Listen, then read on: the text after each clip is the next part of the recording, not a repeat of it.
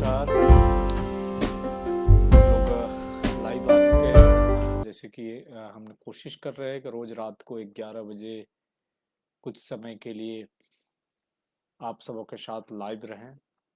कुछ बातें रेलवे की, कुछ बातें अपनी, कुछ बातें दिन भर की दिनचर्या की। दिन में क्या किया हम लोगों ने, क्या किया, और रेलवे को क्या जाने, आज क्या नया किया, आज क्या सीखे, इन सब चीज़ों पे बातें। और हमने जो रेलवे सिग्नलिंग की क्लासें कर रखी हैं उसका क्या कंडीशंस है, उसमें हमने क्या चर्चा की, क्या बातें किया। तो आपको बताऊं कि आज हमने दो क्लासें लिया।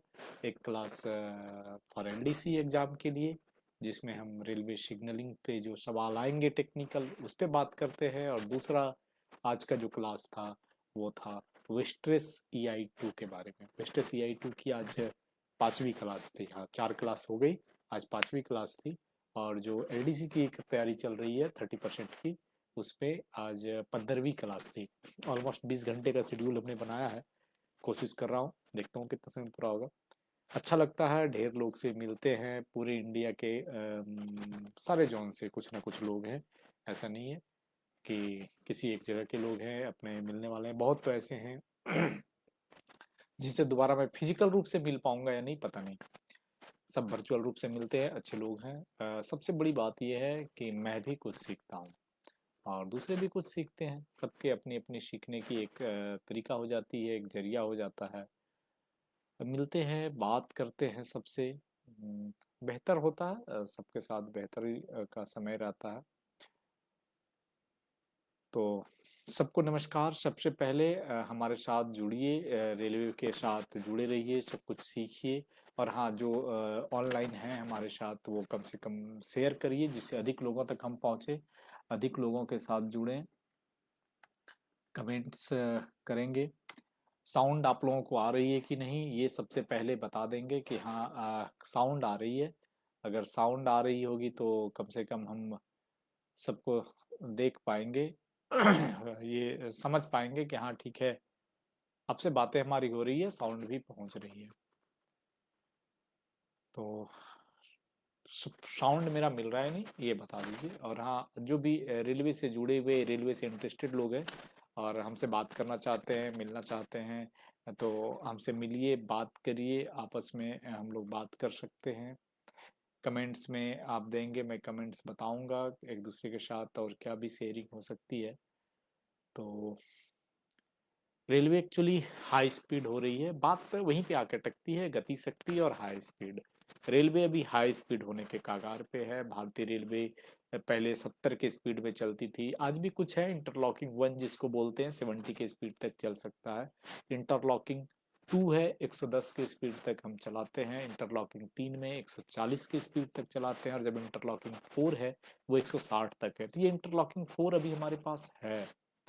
जैसे आगरा नई दिल्ली लाइन ले लीजिए, वो इंटरलॉकिंग 4 है। वहां पे जो शताब्दी है वो 150-55 की स्पीड में चलती है।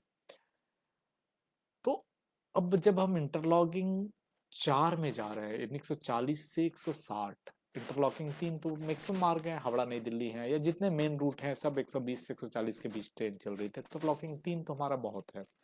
तो इंटरलॉकिंग 4, और अभी नियर अबाउट में आपने देखा कि जो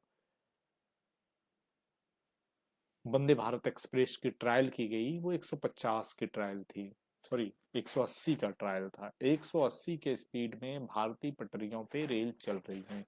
तो वो ट्रायल था इसलिए चल गई। सारी पटरियां, सारी इंफ्रास्ट्रक्चर पे 150 या 160 की स्पीड में भी हम ट्रेन नहीं चला सकते। उसके लिए भारतीय रेल के इंफ्रास्ट्रक्चर पे बहुत काम करना पड़ेगा। हमारी चर्चाएं लगभग यही चलेंगी क्योंकि सबको नहीं पता है। रोड पे आप जग के बारे में आप जानते हैं, बट रेलवेज के बारे में आम लोगों को नहीं पता है। बस कहना ये है, क्योंकि वो सुनते हैं ना, बहुत सारे मीम्स बनते हैं, बहुत सारे मीम्स। एक ट्रेन की फोटो देखते हैं, उसके टॉयलेट के पास सोया हुआ है और लिखेगा मोदी जी पहले इनको जगह दीजिए फिर बुलेट ट्रेन चलाइएगा। कुछ जगह पे लिखे रहेंगे एक भेड़ बकरियों के जैसे आदमी चढ़े हुए हैं बोगे, मोदी जी पहले इनको सीट दीजिए फिर आप जो है 180 की स्पीड में चलाइएगा। बस 100 मीम्स व्हाट्सएप, फेसबुक, यूनिवर्सिटी पे भरा पड़ा रहता है। तो जो नहीं जानते हैं, जिनको नहीं पता है, उनको तो वही दिखेगा ना। और आम पब्लिक को जो दिखेगा, अपनी यूनिवर्सिटी है, सोशल मीडिया की कुछ भी डाल दीजिए, सब टैग कर दीजिए, पीएमओ, सीएमओ, रेल मिनिस्ट्री, फलना रेलवे, ये रेलवे, वो रेलवे, टैग कर दीजिए, पहुंच जाएगा।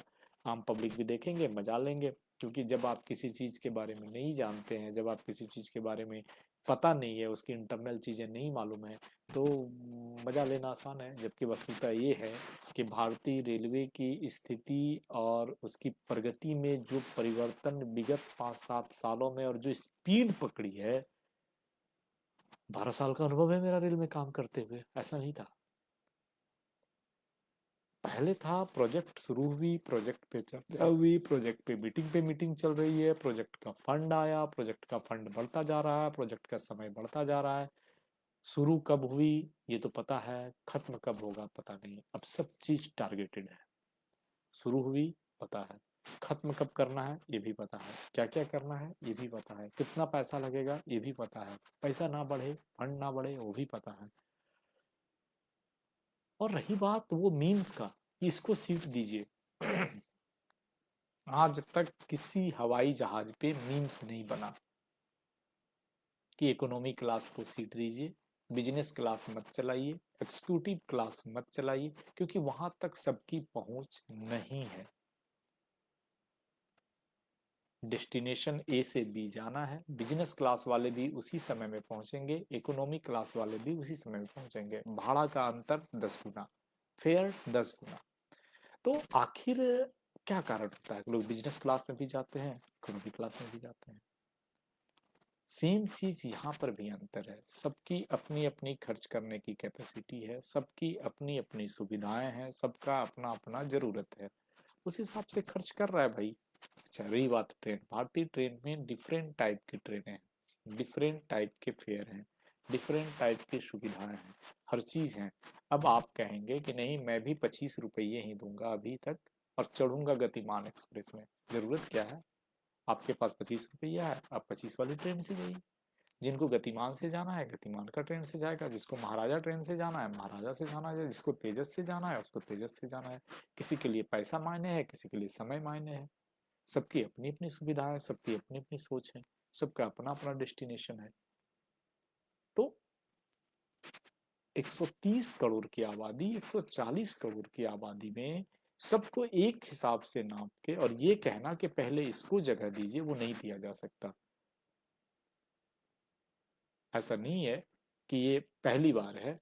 तो इस हिसाब से क्या होगी कि इक्वलीज में लाने के चक्कर में आप ग्रोथ नहीं कर पाएंगे, कंपटीशन नहीं ला पाएंगे, विश्व स्तरीय रेलवे नहीं बना पाएंगे।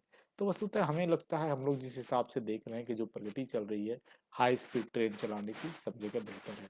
हाई स्पीड ट्रेन चलाने के लिए जो 4-5 पॉइंट है जो काम करना है आदमी को, सबसे पहले तो इंफ्रास्ट्रक्चर पे काम करना है, पटरियों को दुरुस्त करना है, जितने छोटे मोटे माइनर मेजर ब्रिज हैं उनको दुरुस्त करना है। अभी भी ऑलमोस्ट 50-60% ब्रिज हैं जो अंग्रेजों के ज़माने के बने हुए हैं और उस पर ट्रेनें चल रही हैं। तो वो 180-190 की स्पीड से चलने लायक हैं या नहीं, उनकी जांच होनी है।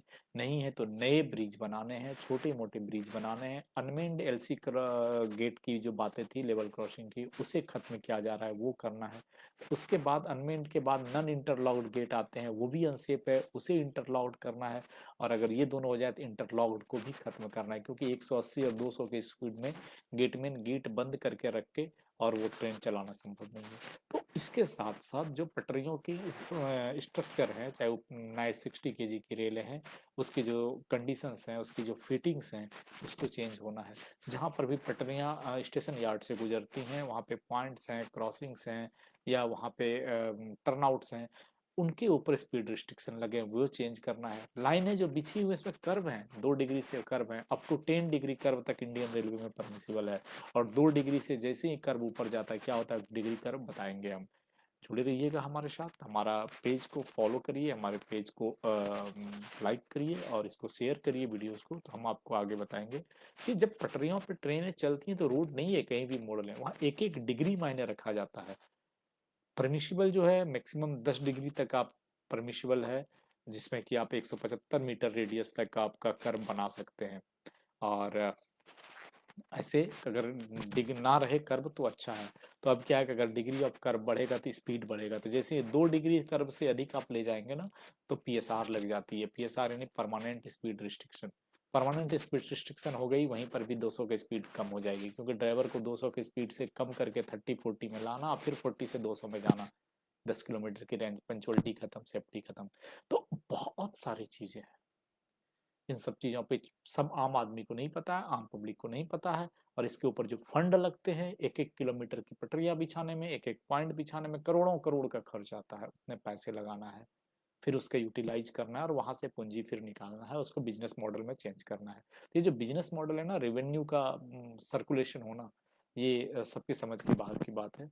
तो चलिए आज का 10 मिनट हम आएंगे, हर रोज कोशिश होगी कि 10 मिनट रात को बात करें गति शक्ति पर, और हाई स्पीड रेलवे पे, बुलेट ट्रेन पर, और इसके पीछे की टेक्नोलॉजी पर, इसके पीछे के ज़रूरत पर, इसमें क्या भारतीय रेलवे में कमी है, मुझे कितना काम करना है, इसमें कितना आगे जाना है। बहुत सारी चीज़ों पर छोटी छोटी बात करेंगे हर रोज रात को इसी समय 11 बजे। आज विदा दीजिए, अगले दिन मिलते हैं। जहां तक हो सके वीडियोज को शेयर भी करिएगा, दूसरों तक को बताइएगा।